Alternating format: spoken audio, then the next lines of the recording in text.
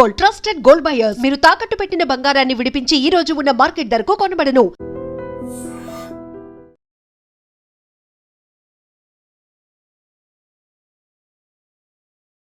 Welcome to 18 news. This is Pawan.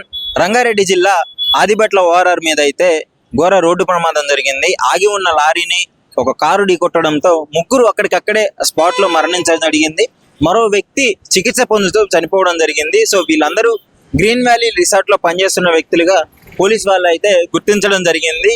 అసలు దీనికి కారణం ఏంటి అని పరిశీలిస్తే ఆగి ఉన్న లారీని అతి వేగంగా అంటే ఓవర్ స్పీడ్ లో రావడం వల్లనే ఈ ఇన్సిడెంట్ జరిగింది అనేసి చెప్తున్నారు.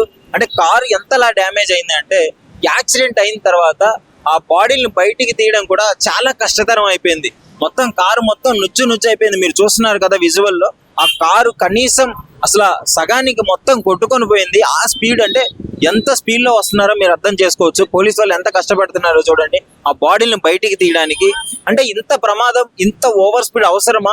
ఎంత హైవే అయినా సరే, ఎంత ఏదైనా సరే మన లిమిట్స్ లో మనం వెళ్ళాలి. ఎందుకంటే ఒక మనిషి చనిపోయాడంటే వాళ్ళ ఫ్యామిలీ మొత్తం రోడ్డు మీద పడ్డట్టే. సో అదే విధంగా వాళ్ళ సంపాదన మొత్తం ఆ ఫ్యామిలీ మీద ఆధారపడి ఉంటుంది.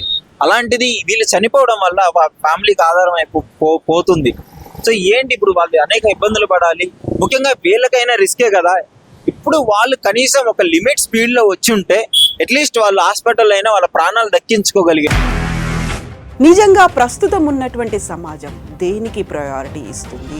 ఆర్థిక సంబంధాల చుట్టూ మాత్రమే తిరుగుతుంది. మళ్ళీ ఎన్నికలంగానే చాలా విరక్తి కలుగుతాను.